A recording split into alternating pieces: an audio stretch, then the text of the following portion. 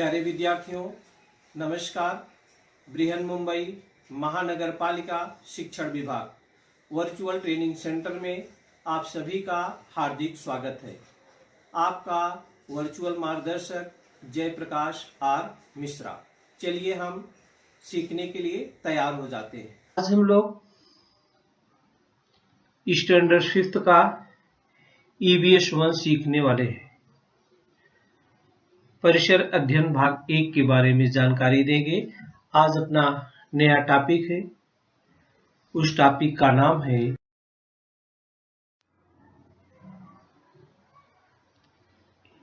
Environmental balance, पर्यावरण का संतुलन। बच्चों, ये पर्यावरण का संतुलन पृथ्वी पर जितने भी सजीव है, निर्जीव है, सबका एक दूसरे से परस्पर संबंध है, तभी पर्यावरण का संतुलन बना रहेगा। अगर इसमें से किसी भी का भी संतुलन, कोई भी जीव जंतु चाहे सजीव हो चाहे निर्जीव हो, अगर वो कम या ज्यादा होता है तो बैलेंस बन नहीं पाता है। जैसे यहाँ पर आप देख रहे हैं कि कांटा अगर बीच में रहता है तो पर्यावरण का संतुलन बराबर है। माने दोनों पड़ों पर अगर समान वजन है तो अपना पर्यावरण का संतुलन क्या रहेगा, बना रहेगा। इसको करने के लिए हम कुछ करके देखते हैं बच्चों, कुछ करके देखते चलते, अपने परिसर में ही चलते। पाठ का नाम है एनवायरमेंटल बैलेंस। बच्चों, ask the elders in your family to take you to a river side or to a lake or a stream.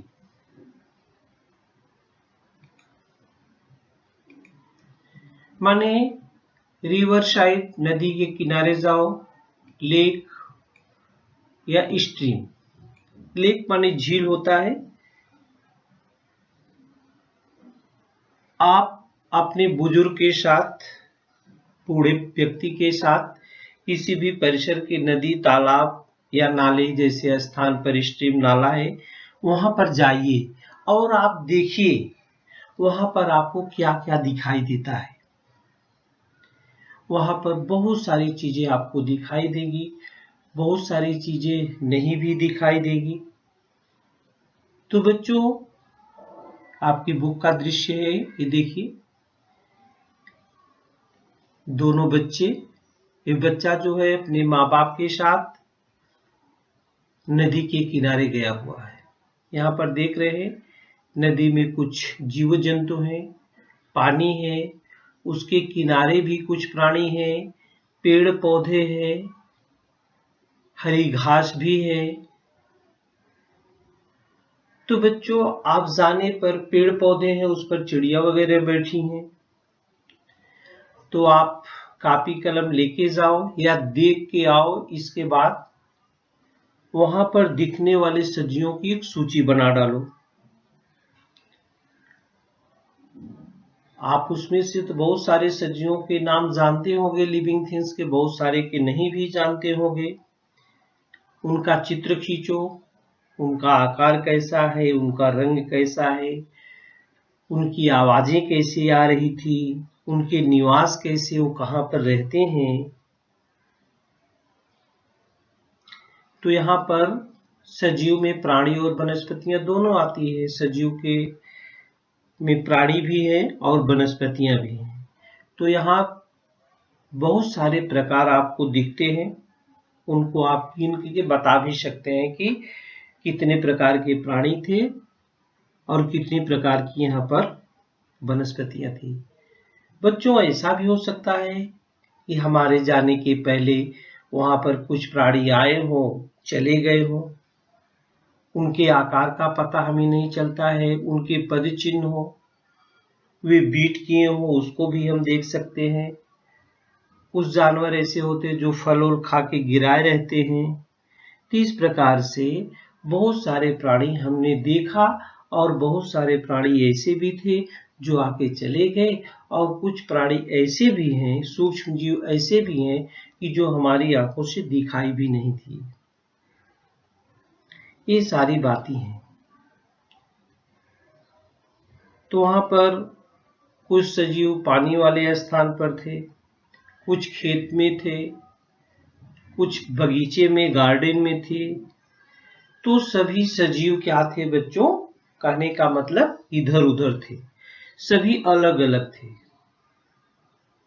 सभी क्या थे? अलग अलग थे। तो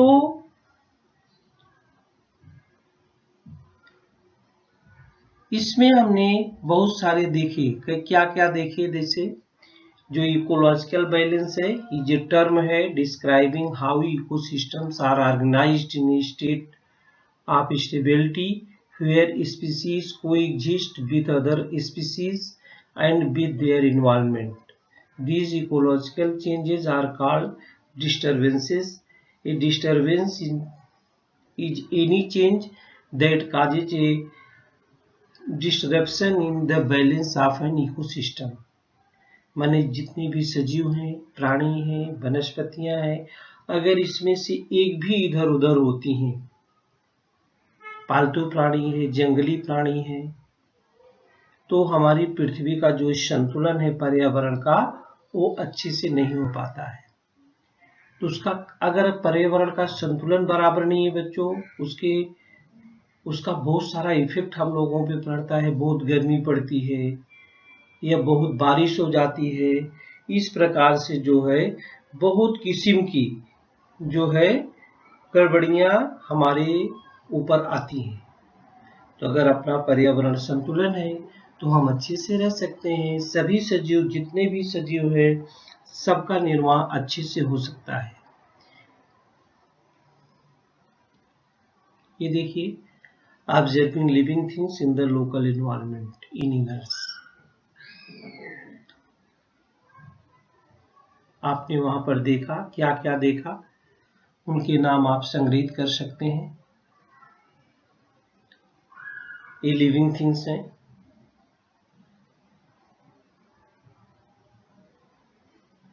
जिसमें प्राणी भी हैं और वनस्पतियां भी हैं। लिविंग एंड नॉन लिविंग दोनों हैं। लिविंग एंड नॉन लिविंग, सजीव और निर्जीव, ये बच्चों एक दूसरे पर निर्भर होते हैं। इनके जो बीच होता है आपस में सदैव कुछ लेन देन अर्थात इंटरक्रियाएं, इंटरएक्शन, अंतर क्रियाएं इसमें होती रहती हैं। तो आपने देखा अपने परिसर में, तो ये जैव विविधता जो है, बायोडायवर्सिटी क्या है? जैव विविधता किसे कहते हैं? एक ही क्षेत्र में पाए जाने वाले सजीवों में जो भिन्नता दिखती है उसे उस स्थान की जैव विविधता कहते हैं। बायोडायवर्सिटी इसको बोलते हैं, जैव विविधता, बायोडायवर्सिटी बोलते हैं। इसको हम कह सकते हैं कि the variety we see in all the living things that belongs to a particular area is called the biodiversity. एक ही क्षेत्र में पाए जाने वाले सजीवों में जो भिन्नता हो दिखती है उसे उस स्थान की जैव विविधता कहते हैं। The variety we see in all the living things that belongs to a particular area is called the biodiversity of that place. जैसे हम एक उदाहरण आपका लेते हैं, मछली, फिश, जिसको आप बोलते हैं बायोडायवर्सिटी में फिश का लेते हैं। देखिए, to study the biodiversity of a place पे भी आप कर सकते हैं, साइंटिस्ट लोग भी करते हैं। Make a large number of observation, ये जो बहुत सारा किसी भी क्षेत्र की जैव विविधता का अध्ययन करना होता है, उसका वैज्ञानिक लोग परीक्षण करते हैं। उनकी संख्या जो पर्याप्त होती है, जैसे हम एक सजीव आपको दिखा रहे हैं यहाँ पर, ये देखिए मछली, ये तो पानी में ही रहती है मछलियां, लेकिन सब मछलियों का रूप, रंग, आकार क्या होता है बच्चों, अलग अलग होता है। कुछ देखने में कितनी अच्छी होती हैं, जबकि है स्थान सबका एक ही है रहने का, लेकिन सब में क्या होता है, अंतर होता है। तो एक ही क्षेत्र में पाए जाने वाले सजीवों में भिन्नता दिखाई देती है। यही है उस स्थान की जैव विविधता। जैसे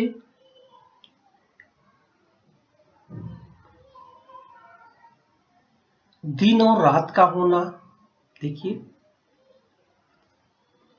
हम सभी रहते हैं, लेकिन दिन रात का होना, इसके पहले विभिन्न ऋतुएं होती है, 4 ऋतुएं होती हैं। देखिए कुछ ऋतुओं में पेड़ हरा भरा रहता है, कुछ सीजन ऐसा आता, वही पेड़ है कि उसकी पत्तियां सारी की सारी गिर जाती हैं और उसमें नई पत्तियां आती हैं। तेज विभिन्न जो परिस्थितियां होती हैं, अब देखिए सीजन के कारण, मौसम के कारण उसकी पत्तियां, पेड़ की पत्तियां गिरती हैं, तो इसका सूक्ष्म अध्ययन जो किया जाता है तब वो मालूम पड़ता है कि इसकी पत्तियां गिरती क्यों।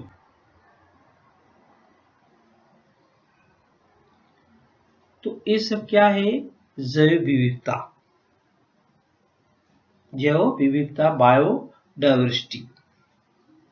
आगे हम बच्चों आपको बताएंगे पर्यावरण के बारे में। क्या है,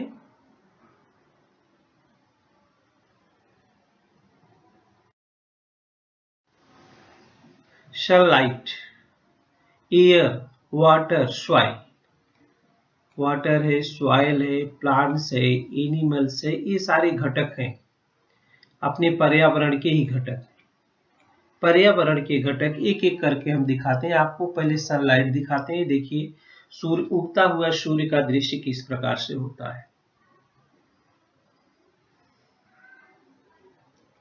सूर्य का प्रकाश है, एयर है, ये देखिए हवा चल रही है, चलती हुई हवा तो हम महसूस करते हैं, फील करते हैं, लेकिन इसको किसी ने देखा नहीं है। हवा को किसी ने देखा नहीं है, केवल एक चलती है तो हमको फील होता है कि हवा चल रही है, और जब गर्मी लगने लगती है तो ये भी फील होता है कि हवा बंद है, नहीं चल रही है, लेकिन इसको आज तक किसी ने देखा नहीं है। वाटर है, ये देखिए वाटर। सॉइल है, मिट्टी।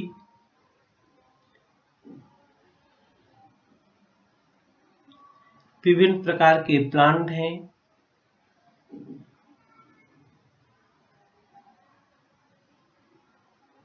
और एनिमल है। इनका अपने पर्यावरण से सीधा संबंध है, हमारे जीवन से सीधा संबंध इन सब का रहता है।